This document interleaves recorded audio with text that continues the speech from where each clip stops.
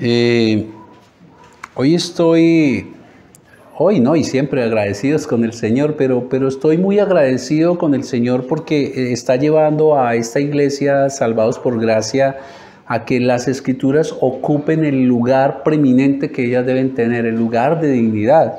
Ella es la palabra de Dios, es ella la que nos capacita para vivir conforme a su voluntad. Es en la palabra donde nosotros conocemos más a nuestro Dios, y un objetivo clave y principal es que aquí en esta iglesia la palabra sea el fundamento para todas nuestras enseñanzas.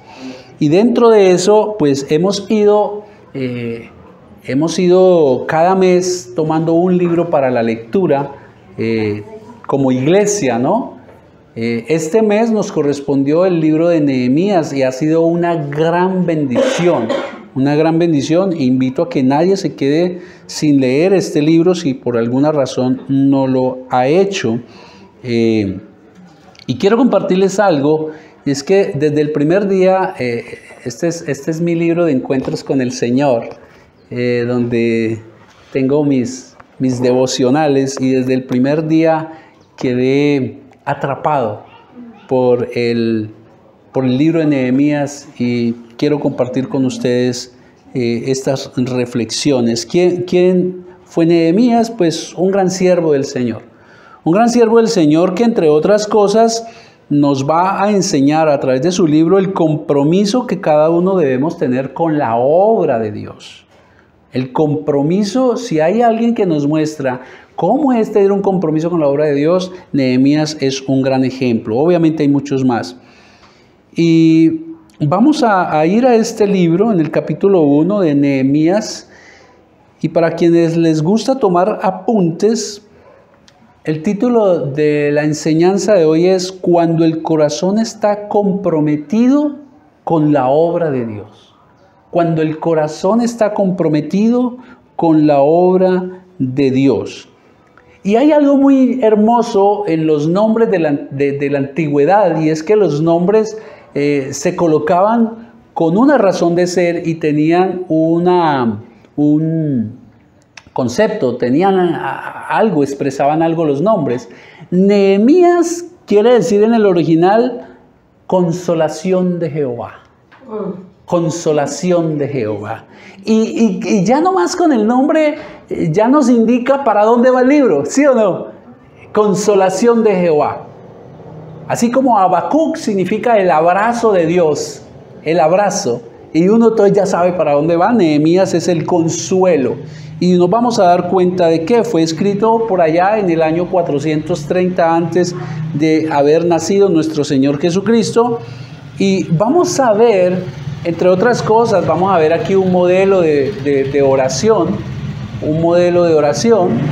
pero sobre todo vamos a ver cómo respondió Nehemías al recibir noticias del pueblo de Dios. ¿Cómo respondió Nehemías al recibir noticias de las dificultades que estaba viviendo el pueblo del Señor?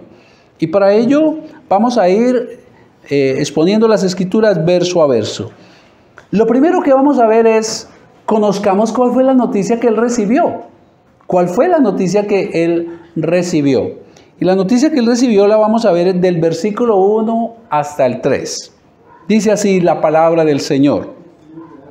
Palabras de Nehemías, hijo de Acalías. Aconteció en el mes de Quisleu, en el año 20, estando yo en Susa, capital del reino. Este libro lo escribió Nehemías. Versículo 2. ¿Qué fue lo que aconteció? Que vino Hanani, uno de mis hermanos, con algunos varones de Judá, y les pregunté por los judíos que habían escapado, que habían quedado de la cautividad, y por Jerusalén. Y me dijeron, aquí está la noticia que él recibe. El remanente, los que quedaron de la cautividad allí en la provincia, están en gran mal y afrenta, y el muro de Jerusalén derribado, y sus puertas quemadas a fuego. ¿Ha recibido usted alguna vez una mala noticia? Yo creo que todos hemos pasado por ellas, ¿verdad? Y el tema es, ¿cómo respondemos a las malas noticias? ¿Cómo es que respondemos a las malas noticias? ¿Cómo reaccionamos? Y es lo que vamos a ver aquí en el contexto de la obra del Señor. Pero obviamente es aplicado a todas las áreas de nuestra vida. ¿Cómo respondemos ante las dificultades? Ante las noticias malas. Y en el versículo 1 y 2, observamos que Nehemías estaba en la ciudad de Susa. Vamos a conocer un poquito del contexto porque si no, no vamos a poder entender esta enseñanza. Y para ello debemos recordar, volvernos un poco más atrás y recordar que el pueblo de Israel, el pueblo que Dios entre todas las naciones escogió para ser su pueblo, el pueblo que Dios sacó de Egipto de esclavitud de 400 años, el pueblo que el Señor abrió el mar, el pueblo que Dios le dio una tierra especial prometida, el pueblo que sacó a todos esos pueblos de allí por el brazo fuerte de Jehová. Este pueblo no obedeció al Señor. Y el Señor lo único que les pidió, como nos pide a nosotros, es que seamos fieles. Con todas las muestras de su amor y su poder y su misericordia, Él lo único que pide es, sean fieles. Pero este pueblo no lo hizo. Y aunque ellos habían prometido hacerlo, no, hicieron todo lo contrario.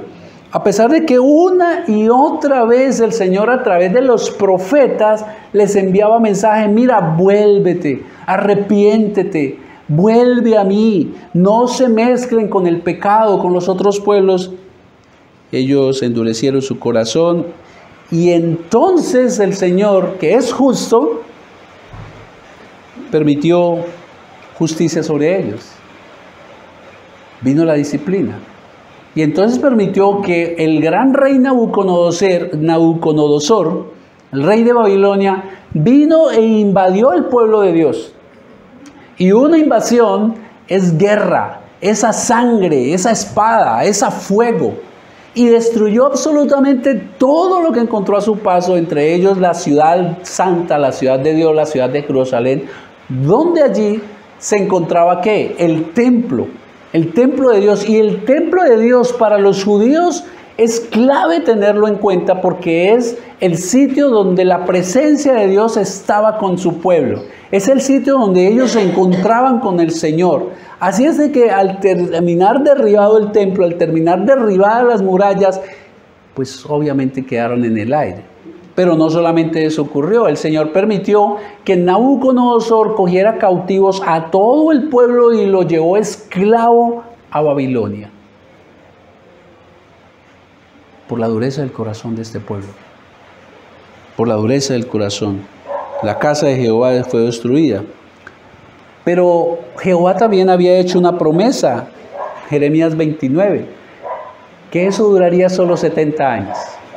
Y evidentemente a los 70 años muchos pudieron regresar junto con los que quedaron allá. En estas guerras no se llevaban a todo el mundo. Generalmente dejaban a los ancianos, a los enfermos, a los más desvalidos. No les interesaba llevarlos de esclavos. Entonces regresaron de aproximadamente 2 millones de personas que Nabucodonosor se llevó. Parece que regresaron como solo unos 50,000. Y entonces se regresaron ¿a qué? A una ciudad en ruinas. A una ciudad en ruinas, a una ciudad con los muros, con las murallas caídas. A una ciudad donde evidentemente no iban a estar bien. Ahora, ¿desde dónde recibe Nehemías estas noticias? Nehemías no regresó. Por gracia de Dios, Nehemías le pasó lo de José con el faraón. Escaló altas posiciones y Jeremías se quedó allí en Babilonia junto con otros que ya se organizaron allí. Y Jeremías terminó siendo, por favor vayan ahí al versículo 11, la parte final. ¿Cuál era su trabajo? Porque yo servía ¿de qué al rey? Perdón, Nehemías, gracias. Nehemías 11, 1:11 al final. ¿Cuál era el trabajo de Nehemías? Era el copero. La último versículo, el 11, 1:11 al final. Dice que él era ¿qué? El copero del rey. Nehemías estaba en una muy excelente situación, porque ser copero del rey era ser el hombre de más confianza del rey. En aquella ocasión, con todas las triquiñuelas que hacían para derrotar a un rey dentro de su mismo reinado, entonces muchos de ellos corrían riesgo de ser envenenados. Por esa razón, entonces, el rey tenía una persona de alta confianza para que él sea el que le sirva la copa de vino. Este hombre tenía que primero probar el vino para certificarle al rey que ese vino no tenía veneno y servirle la copa al rey. Entonces la situación de Nehemías es de bienestar.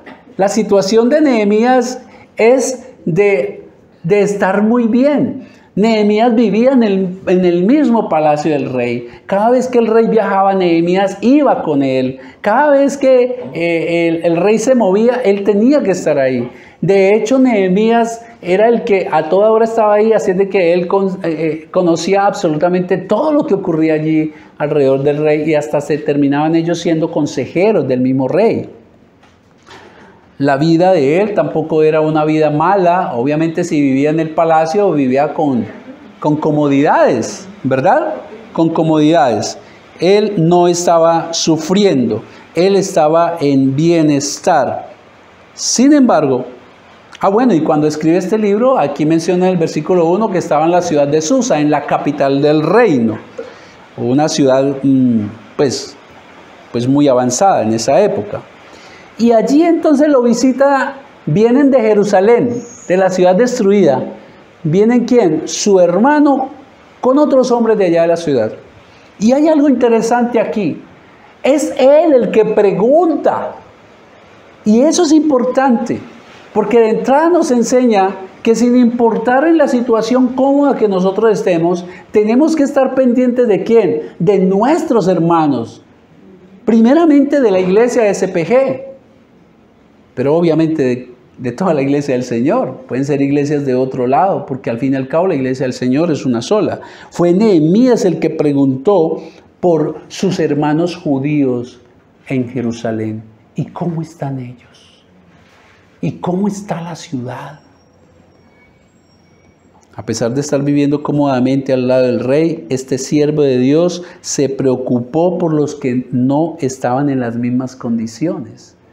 Y eso es importante, hermanos, porque muchas veces uno, cuando está bien, se olvida que otros pueden estar mal. Así nosotros también tenemos que hacer lo mismo, que Dios nos ha bendecido con trabajo, con bienestar. Debemos estar pendientes de cómo viven los hermanos de nuestra iglesia, primariamente, y obviamente de los necesitados, porque si hay algo que el Señor quiere es eso. Recordemos aquel texto de la palabra donde el Señor dice: el ayuno que yo quiero es que hagan misericordia, que se acuerden de las viudas, que se acuerden de los huérfanos y de los extranjeros, porque eran las personas de menos recursos en aquella época. Una viuda era una persona que quedaba generalmente en la calle pidiendo limosna, a menos que un cuñado de ella la adoptara. Entonces, esto nos llama a mirar en qué posición estoy y si estoy conociendo la posición o la situación de mis hermanos. Es posible, querido o querida, que en sus manos esté la solución a algo que el otro necesita. Esta es una enseñanza de amor. Esto es amar al prójimo como a sí mismo. Y por ello hay que seguir el ejemplo de Nehemías. Hay que preguntar: ¿y cómo estás? ¿Y cómo te sientes? Pero aquí hay algo adicional. Eso implica relacionarme con el hermano. Eso implica que busquemos espacios fuera de la iglesia para encontrarnos. Que no nos dejemos llevar por apariencias, porque muchas veces uno ve a alguien y dice: yo creo que no necesita nada, pero puede estar necesitando mucho. Entonces, eso implica la relación, queridos. Y las noticias que él recibe en el verso 3 no fueron nada alentadoras. Jerusalén todavía yacía sobre las ruinas de la destrucción de Nabucodonosor.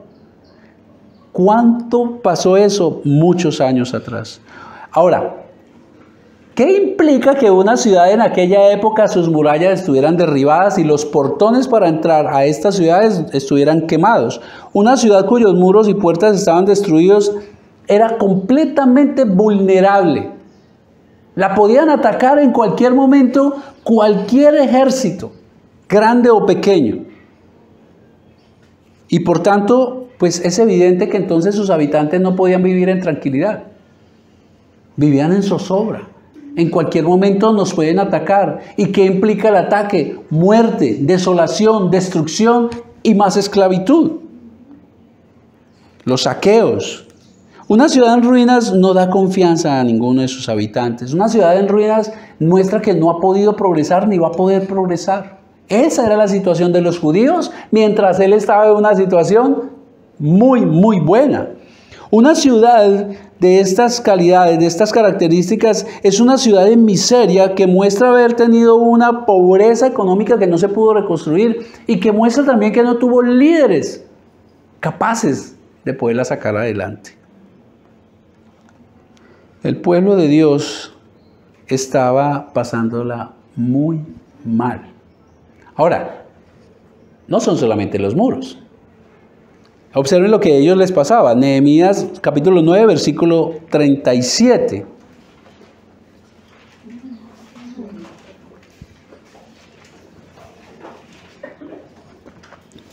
Dice así el texto y nos deja ver lo que ellos estaban viviendo.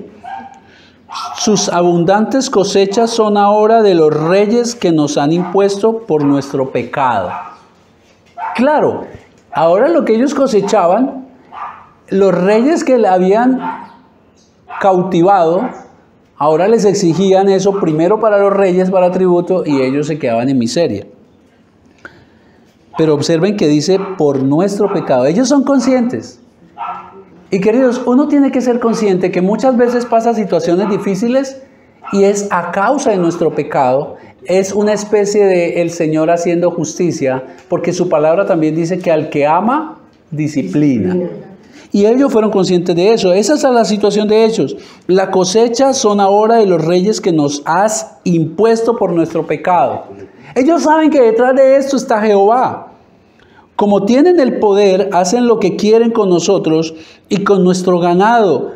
Grande es nuestra aflicción. Esas fueron las noticias que llegaron desde Jerusalén, desde la tierra santa, desde la tierra de Dios.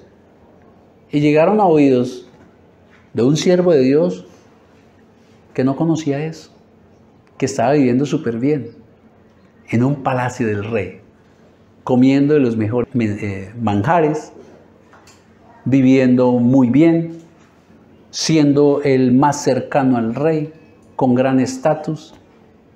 Pero él se preocupó por sus hermanos. Y la pregunta es, ¿se ha sentido usted en aflicción alguna vez? Creo que nadie podemos decir que jamás. Y la otra pregunta que les dejo es, ¿conoce ahora mismo a alguien que esté en condición de gran necesidad? Ahora, ya Nehemías conoció la noticia y ya sabemos cuál era y cuál era su condición. Ahora veamos cómo reaccionó él. Conozcamos ahora la manera como respondió Nehemías ante esta noticia de sus hermanos allí en Jerusalén de los judíos. Y ahí vamos a estar en el mismo capítulo del versículo 4 hasta el 11. Del 1 al 3 es Nehemías recibiendo la noticia y del 4 al 11 es cómo respondió Nehemías 1, del 4 al 11, cómo él respondió ante estas noticias tan duras de sus hermanos los judíos en Jerusalén. Vamos a ir verso a verso. Verso 4. Escuchen lo que dice Nehemías. Cuando oí estas palabras, me senté y lloré, e hice duelo por algunos días, y ayuné y oré delante del Dios de los cielos. Delante del Dios de los cielos. ¿Cuántas veces a nosotros nos pasa que escuchamos malas noticias de alguien y máximo hacemos tremendo, ¿no? Difícil la situación de esa persona. Y seguimos en lo nuestro. Y seguimos en lo nuestro. Es más, si acaso nos piden oración, paramos ahí un Señor, acuérdate de ese niño que está así, Padre Celestial, te lo encargo, Padre mío, y ya sigue uno. Y se olvidó. Pero miren la reacción de Nehemías. Es un ejemplo a seguir, queridos. Lo que hace Nehemías: cuando oí estas palabras, me senté y lloré, e hice duelo por algunos días, y ayuné y oré. ¿Delante de quién? Delante del Dios de los cielos. Querida iglesia, fue tan sincera la preocupación de Nehemías por los judíos que él no pudo estar en pie. Sus fuerzas se fueron. Él tuvo que sentarse. Fue avasalladora esta noticia que él recibió. Su dolor fue tan profundo que sus lágrimas brotaron. Realmente él sí estaba preocupado y le dolió lo que le estaba pasando a su pueblo, a la obra de Dios. Su corazón sintió tal dolor que durante varios días, ¿qué hizo? Guardó luto. Fue como si alguien de sus más entrañas hubiera muerto. Guardó luto, dolor por lo que estaba sucediendo a sus hermanos los judíos. Y sintió esa necesidad como ¿qué? Como suya propia. Como suya propia. Cuando no sentimos la necesidad del otro como nuestra, hermanos, no vamos a responder como Dios espera. Si Dios nos deja este modelo de lo que pasó en Nehemías, es porque está interesado en que usted y yo hagamos lo mismo y copiemos. Sentir la necesidad del otro como mía propia es lo que espera el Señor. Es la actitud que debemos tener entre los hermanos en Cristo. Pablo lo dijo de esta manera muy sencilla pero categórica en Romanos 12:15. Gozaos con los que se gozan. Llorad con los que lloran. Eso es amar al prójimo. Eso hace un buen siervo. Pero Nehemías hizo algo adicional. No se quedó solo en esto. Él hizo algo adicional. Ayunó. Cerró su boca para probar alimento. ¿Y para qué? Para poderse sustentar del poder del Dios mediante la oración. Él no se quedó solamente en un llanto y él clamó a Dios. Él clamó a Dios. Y aquí hago un paréntesis y más adelante nos vamos a dar cuenta el por qué. Pero muchas veces uno no clama a Dios. Tal vez en su posición hubiéramos ido al rey. ¿Por qué? Porque la palanca, porque es el que tiene y porque yo tengo una cercanía. Rey, mis hermanos están mal, ¿por qué no me ayuda para ayudarlos? Él no acudió al rey. Él no acudió al rey, hermanos. Él se entregó a clamarle al único que tiene el poder para solucionar lo imposible. Y es lo que tenemos que hacer nosotros. Acudir al único que sabemos que tiene el poder para solucionar lo imposible. Lo imposible, hermanos. Nehemías, que en Babilonia vivía en medio de la adoración de este pueblo impío a multitud de supuestos dioses, él dirigió su oración al Dios que conocía muy bien. Babilonia era un pueblo idólatra, donde ellos tenían multitud de dioses, pero Nehemías no se dejó contaminar. Y Nehemías conocía muy bien a Dios y nos vamos a dar cuenta. Él se dirigió al único Dios verdadero, al único Dios que él sabía que lo puede absolutamente todo, al Dios de los cielos, al Dios que tiene dominio sobre el universo y que su trono es tan sublime que está en los cielos como lo vimos en Apocalipsis la semana pasada. No podemos confiar en un Dios que conocemos a medias. No se puede. No se puede confiar en un Dios que conocemos a medias. Estamos llamados como Nehemías, hermanos, a conocer verdaderamente a Dios y su gran poder. Solo así nuestras oraciones serán en verdadera confianza y dependencia del Dios de los cielos, que todo lo puede. Tenemos que conocer a nuestro Señor para entonces ir en confianza y esperar, saber qué podemos esperar de Él. Ahora, vayamos a la oración de Nehemías. ¿Cómo fue su oración? ¿Cómo fue que él oró? Versículo 5. Y dije, habla Nehemías, dirigiéndose a Jehová, al Señor, te ruego, oh Jehová, Dios de los cielos, fuerte, grande y temible, que guarda el pacto y la misericordia a los que le aman y guardan sus mandamientos. Y de entrada usted comienza a mirar allí un listado de ¿qué? De atributos de Dios. De atributos de Dios. Esta no es una oración al vacío, queridos. Es un encuentro cara a cara en intimidad con el Dios verdadero que Nehemías conoce. El Dios fuerte, grande y temible. Esas no son palabras huecas. Nehemías conocía las escrituras que enseñaban todo lo que Dios hizo por su pueblo al sacarlo de Egipto, al llevarlo por el desierto, al llevarlo a aquellas tierras prometidas y sacar a todos esos ejércitos y reyes de allí. Nehemías conocía a través de las escrituras, y miren lo importante de conocer las escrituras, quién era Dios.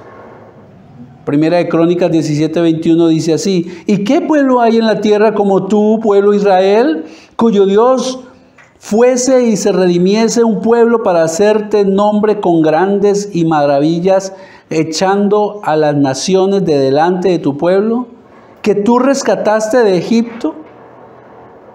Eso era lo que Nehemías conocía.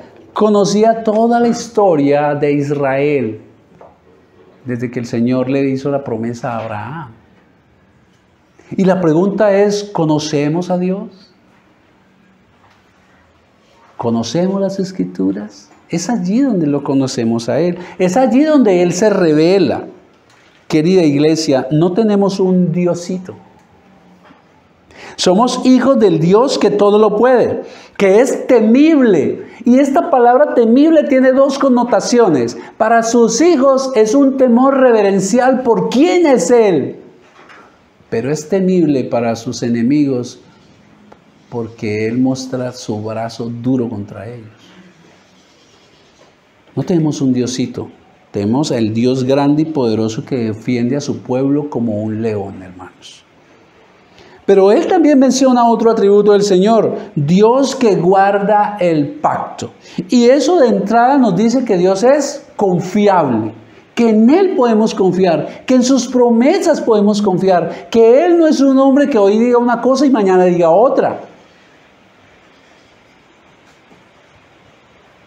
Escuchen lo que dice el mismo Nehemías ahí en el capítulo 9, versículos 7 al 8.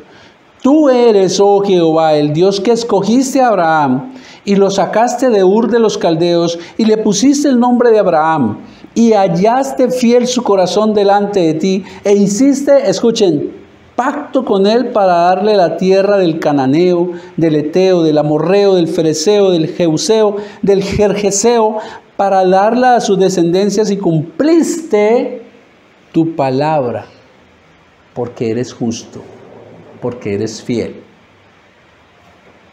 ¿Ven cómo Nehemías conocía a Jehová? ¿Ven cómo Nehemías conocía el pacto que él hizo con Abraham y luego, conociendo la historia y las escrituras, vio cómo Dios cumplió ese pacto? Él es fiel. Las anteriores fueron las palabras que hay en Nehemías, es una oración que está haciendo el sacerdote Esdras. Hermanos, son numerosas las promesas que Dios hizo y su cumplimiento lo vemos en las mismas escrituras. Usted va a ver allí un sinnúmero de promesas, pero cuando sigue leyendo las escrituras ve cómo el Señor las ha ido cumpliendo. Las ha ido cumpliendo. Este es un motivo más para, queridos, llamarles a que se sumerjan en la palabra de Dios, a que la tomen como una prioridad en sus vidas. También estoy seguro de que usted en su propia vida ha sido testigo cómo Dios ha cumplido promesas. Pero sin duda alguna, la mayor promesa cumplida de nuestro Dios Todopoderoso, el que cumple su pacto, ha sido cumplida en Jesucristo, el Salvador. Él lo prometió, Él lo cumplió, Él lo cumplió. El único Salvador por quien los creyentes podemos estar delante de Dios sin ser fulminados por nuestro pecado. Y surge otra pregunta aquí. ¿Confía verdaderamente en Dios como lo hizo Nehemías? Hermanos, que esto no se nos convierta en una religión, sino en una verdadera relación con Dios, y en la cual confiamos pase lo que pase. Pero eso se logra en la medida en que usted lo conoce más a Él, en la medida en que usted se relaciona, intima más con Él. Y también Nehemías menciona algo también importante aquí el Señor. Dios guarda su misericordia, cumple con su misericordia. Si no fuera por la misericordia de Dios, queridos, nuestra salvación la perderíamos, porque siempre le estamos fallando. Usted y yo no pasa una hora sin que dejemos de pecar. No termina la mañana y ya hemos cometido muchísimos pecados. Si no fuera por su misericordia, perderíamos la salvación. Sin embargo, Él cumple con lo que Él es. Él no cambia. Y eso lo hace confiable. Él siempre cumple lo que dice. Grande es su misericordia y nuevas son cada mañana. Y nuevas son cada mañana. Y el ejemplo de ello es Nehemías. El libro nos muestra. Nehemías 9, 17b al 20 dice lo siguiente. Pero tú eres Dios que perdonas. Eso es misericordia. A pesar de. Tú eres Dios que perdonas, clemente y piadoso, tardo para la ira y grande en misericordia, porque no los abandonaste. Además, cuando hicieron para sí un becerro de fundición, dijeron, este es tu Dios que te hizo subir de Egipto, y cometieron grandes abominaciones. Tú, Jehová, con todo, por tus muchas misericordias, no los abandonaste en el desierto. Está Nehemías recordando las misericordias que Dios tuvo con su pueblo, a pesar de ellos haber sido infieles con el Señor. La columna de nube no se apartó de ellos de día para guiarlos por el camino, ni de noche la columna de fuego para alumbrarles el camino por el cual habían de ser. Y enviaste tu buen Espíritu Santo para enseñarles, y no retiraste tu maná de su boca, y el agua le diste para su sed. Y con nosotros hace lo mismo. A pesar de nosotros no ser fieles como Él espera, sus misericordias siempre son nuevas para nosotros. Así como su pueblo le fue infiel y Él se mantuvo fiel a su compromiso, Él es fiel también. Él es grande en misericordia, mis queridos. No podemos dejar de mencionar que la mayor misericordia es que aunque usted y yo estábamos condenados sin salvación al fuego eterno, Dios nos dio a Jesucristo como el único medio de vida eterna. Esa es la mayor misericordia de nuestro Señor. Y nos perdonó la deuda que teníamos con Él. Ahora, esa es la misma misericordia que Dios espera que nosotros tengamos con el hermano, con los demás. Tenemos que reflejar a Cristo.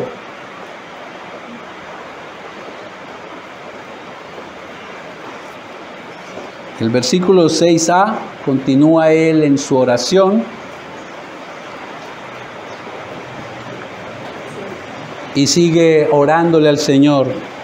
Esté ahora atento tu oído. Mira qué relación tan íntima, ¿cierto? De poderle decir a Dios de los cielos, esté ahora atento tu oído y abiertos tus ojos para oír la oración de tu siervo, de tu esclavo. Mira cómo nos tenemos que relacionar con Dios, no con altivez, sino con temor reverente, queridos. Que hago ahora delante de ti día y noche por los hijos de Israel, tus siervos.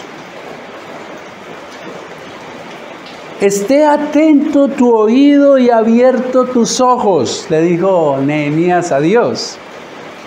Queridos, Dios siempre está atento a las oraciones de los justos,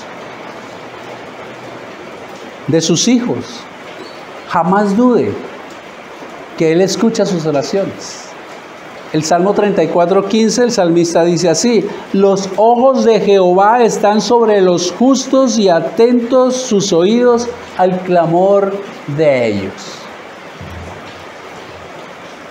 Ojo que esas son las oraciones de los justos, de sus hijos, no de los impíos. Él está atento a sus oraciones. Cada palabra que usted pronuncia delante de la presencia de Dios, Él la está escuchando, mis hermanos. El rostro de Jehová está, y sigue hablando el salmista, los ojos de Jehová están sobre los justos y atentos sus oídos al clamor de ellos.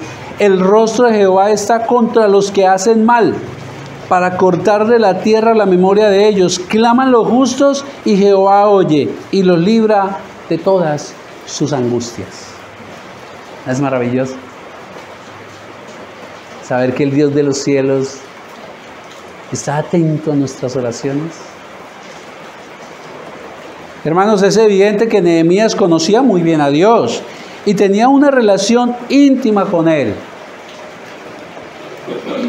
Hermanos, cuando usted conoce, y me refiero, conocer no en términos de información, sino de relación. Porque muchos conocen a Dios por información. Ah, sí, yo sé que Él es esto, que es esto otro y esto lo otro. Pero conocerlo en relación es totalmente diferente.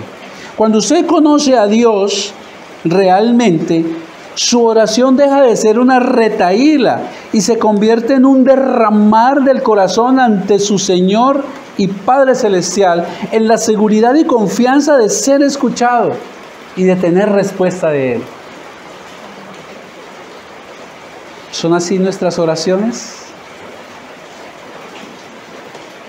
Y dice total confianza con Él. Abre tus ojos, escucha mis palabras. Yo sé que tú eres misericordioso. Sé que tú me escuchas. ¿Son así nuestras oraciones? ¿O acaso algo del catolicismo aún permanece en nosotros?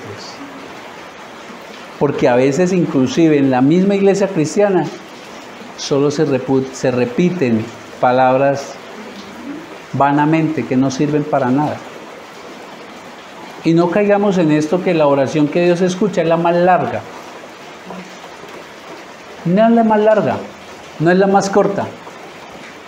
La que viene de acá, del corazón, contrito y humillado como Nehemías lo está haciendo. Esa es la oración que el Señor escucha. No se preocupe si un hermano, si él, esa es su manera de orar, está bien. Es una relación personal. Pero él sigue orando. Esté atento tu oído, Señor, al clamor que te hago por tu pueblo. Y él sigue ahí en 6b. Esté ahora atento tu oído y abierto tus ojos para oír la oración de tu siervo que hago ahora delante de ti día y noche. Y continúa, por los hijos de Israel, tus siervos, y confieso, escuchen lo que está haciendo Nehemías, y confieso los pecados de los hijos de Israel que hemos cometido contra ti. Sí, yo y la casa de mi padre hemos pecado. En extremo nos hemos corrompido, en extremo nos hemos corrompido contra ti, y no hemos guardado los mandamientos, estatutos y preceptos que diste a Moisés, tu siervo. Mira otro detalle de la oración de Nehemías: la confesión de pecado. ¿Y es que acaso alguno de nosotros se puede presentar delante del Dios santo, santo, santo, sin confesar nuestro pecado? Absolutamente que no. ¿Qué ejemplo, hermanos, de intercesión en oración por el otro? No solamente cayó de rodillas, lloró, hizo ayuno, sino ahora hace una intercesión ferviente ante el Señor. Pero ahora lo vemos confesando pecados. Nehemías se coloca tanto en los zapatos de los judíos que aún se hizo responsable con ellos de sus pecados, por los cuales posiblemente pasó por su mente que era por lo que estaban pasando mala situación. En aquella época, cuando una persona se enfermaba, cuando una persona estaba mal, consideraban que era porque estaba en pecado con Dios. Hoy desafortunadamente a veces también pasa lo mismo, pero no siempre es así. Pero Nehemías asume suyo la responsabilidad. Señor, ellos han pecado, posiblemente por eso están así, entonces yo te confieso, hemos pecado. Asumir también la carga de ellos. ¿Qué ejemplo? ¿Qué ejemplo? Eso es amar al prójimo como a ti mismo. Aquí, queridos, yace la imagen de Cristo. Aquí yace la imagen de Cristo. Fue Él quien asumió los pecados de toda la humanidad. Fue Cristo quien recibió la furia de Dios por su pecado y el mío, para que el Padre nos vea justos sin mancha delante de Él. En este mismo verso pareciera que Nehemías es el tipo de Jesucristo intercediendo por los pecados que a diario nosotros cometemos. Eso lo aprendimos cuando hicimos la serie de Primera de Juan, ¿lo recuerdan? Primera de Juan 2:1. Hijitos míos, dijo el apóstol Juan, estas cosas os escribo para que no pequéis. Y si alguno hubiere pecado, miren lo que hace Jesús, como Nehemías, abogado tenemos para con el Padre, a Jesucristo, el justo. Aquí hay un tipo, una tipología del Señor Jesucristo, intercediendo por nosotros. ¿Cómo vive usted la misericordia de Dios? Es inmensa su misericordia, hermanos.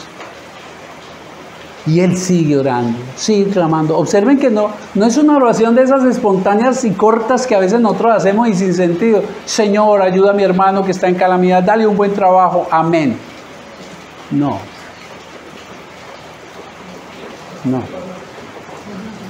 Y eso nos tiene que llevar a revisarnos. Versículo 8 y 9. Acuérdate ahora. Aquí vamos a aprender algo también adicional. Acuérdate, sigue hablando con Dios. Acuérdate ahora de la palabra que diste a Moisés tu siervo, diciendo, si vosotros pecareis, yo os dispersaré por los pueblos. Pero si os volviereis a mí y guardareis mis mandamientos y los pusiereis por obra, aunque vuestra dispersión fuera hasta el extremo de los cielos, de allí os recogeré y os traeré al lugar que escogí para hacer habitar allí mi nombre. Hermoso, precioso, precioso. Eso fue lo que Dios habló a su pueblo. Eso fue una promesa. Ojo, porque nosotros vemos las promesas equivocadamente como solo las cosas buenas que nos favorecen de Dios. Pero es que la promesa de Dios también es, si vosotros pecareis, os dispersaré. Y Él también cumple esas, porque Él es justo, porque Él es fiel a su palabra. Él no es alcahueta como nosotros, que le decimos a nuestros hijos, si haces tal cosa te voy a disciplinar. Mira, papito, que si la haces tal cosa, y nos pasa por la galleta y no hicimos nada.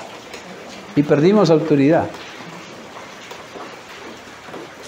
Acuérdate, le dice Nehemías. ¿Será que Dios olvida sus promesas? Y por eso Nehemías tuvo que decirle, acuérdate que tú dijiste tal cosa. ¿Será que nos toca ayudarle con ese tema? Evidentemente que no. Es Nehemías quien está recordándose a sí mismo las promesas de Dios a su pueblo en las Escrituras en Deuteronomio 4. Dios no necesita, Él es Dios, pero usted y yo sí necesitamos conocerlas y recordar las promesas del Señor.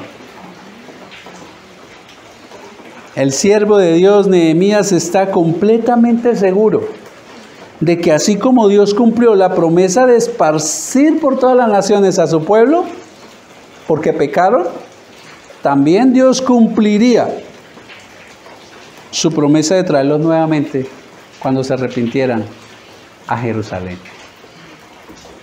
Él cumple. Y Nehemías tenía esa certeza y esa seguridad. ¿Por qué razón? Porque le conocía. Porque le conocía.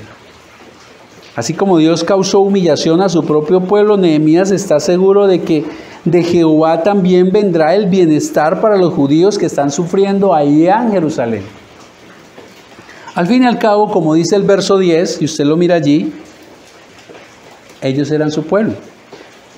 Verso 10, sigue hablando Nehemías. Ellos pues son tus siervos y tu pueblo, los cuales redimiste con tu gran poder y con mano poderosa.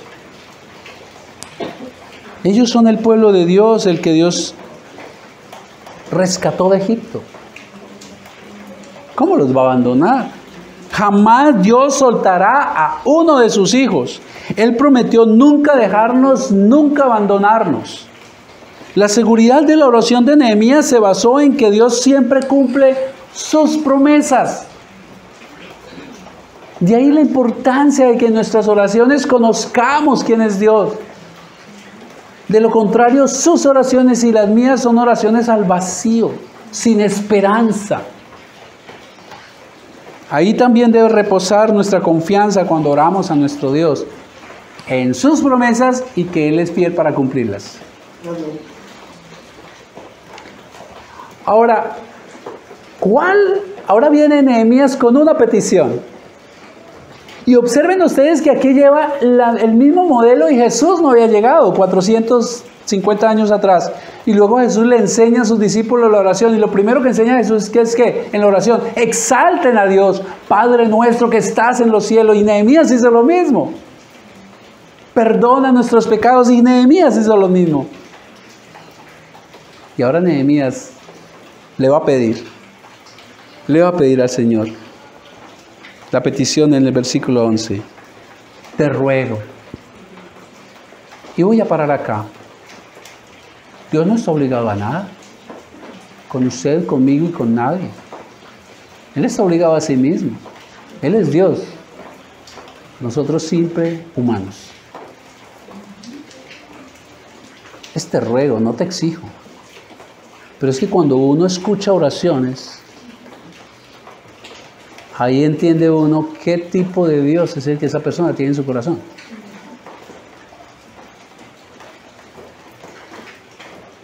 Escuché a cierto predicador, no voy a dar el nombre para no dañar corazones. Es que él tiene.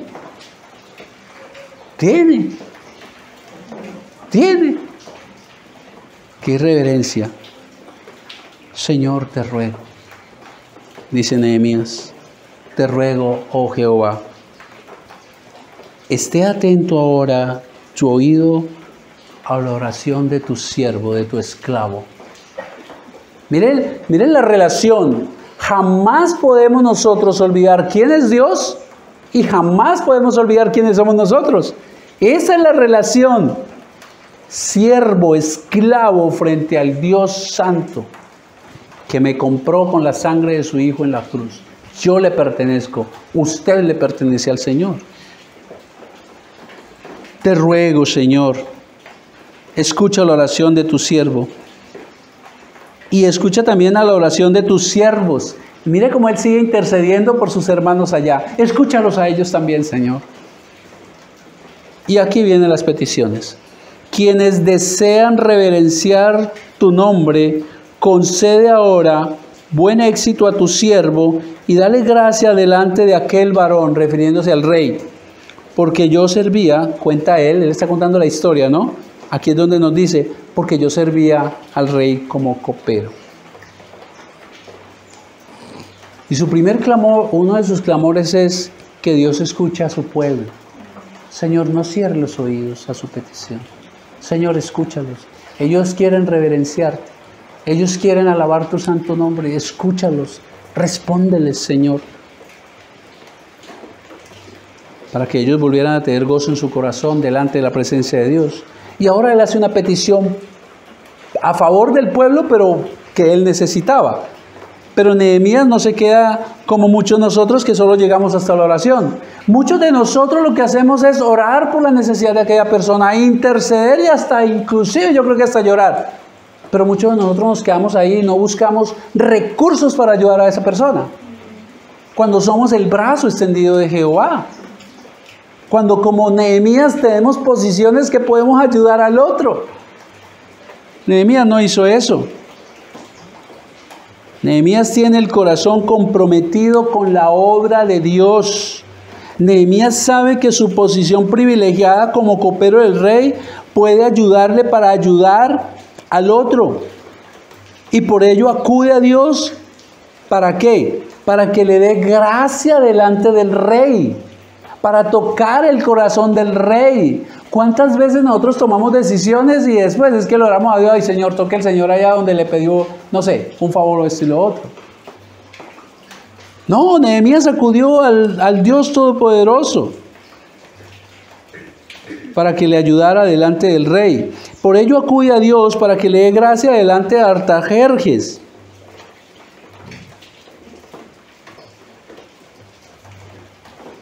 Nehemías sabía algo que todos tenemos que saber, y la Biblia lo dice, que el corazón del rey está en las manos de un rey más grande, del Dios Todopoderoso. Y yo ahí abro un paréntesis pequeño. Hay quienes están preocupados por nuestro país, y obviamente hay razones por qué. Pero el corazón de nuestros presidentes, de nuestros gobernantes, están en las manos del Dios Todopoderoso. Nada escapa a su voluntad, nada escapa a su soberanía, queridos. Nehemías sabía que el corazón del rey está en las manos de un rey más soberano, el Dios de los cielos.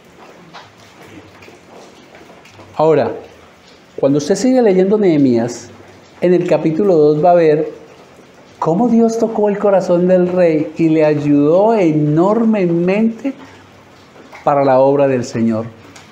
Escuchen ustedes el comentario, y con eso voy cerrando, de John MacArthur sobre este respecto. Como acompañante del monarca en sus comidas, el copero tenía una ventaja singular para presentar peticiones al rey. No solo el rey le debía la vida porque el copero gustaba todas las bebidas del rey por si estaban envenenadas, arriesgando así su propia vida, sino que también llegaba a ser confidente del rey. La posición de Nehemías era privilegiada. Y sigue MacArthur hablando, Dios empleó de forma soberana esta relación entre un gentil y un judío para liberar a su pueblo, como lo había hecho con José, Daniel, Esther y Mardoqueo. Donde usted está, donde usted trabaja, las relaciones que usted tiene, todo es para el servicio de Dios. Y Dios lo usa para su obra, para su obra. Cuando nuestro corazón está comprometido con Dios, nosotros vivimos reflejando a Cristo. Hizo lo mismo que Nehemías. Jesús no se aferró a su condición de Dios, sino que se humilló hasta hacerse hombre y fue a la cruz a suplir la mayor necesidad de la humanidad: el perdón de sus pecados para reconciliarnos con Dios. Así hemos visto hoy, queridos, el ejemplo de Nehemías, dolido por la necesidad de sus hermanos, los judíos, y se dispuso a hacer cuanto estuviera a su mano para ayudar. Y usted va a ver que él abandona su posición privilegiada de copero y se fue allá donde su pueblo estaba sufriendo, y se fue allá a ayudar. ¿Y nosotros? ¿Hasta dónde estamos dispuestos para ayudar al prójimo, queridos? ¿Qué está dispuesto usted a hacer para ayudar en la obra del pueblo de Dios? Reflexionemos, meditemos, tómese allí unos minutos. ¿Qué le ha dicho el Señor? ¿Qué le dijo el Señor hoy?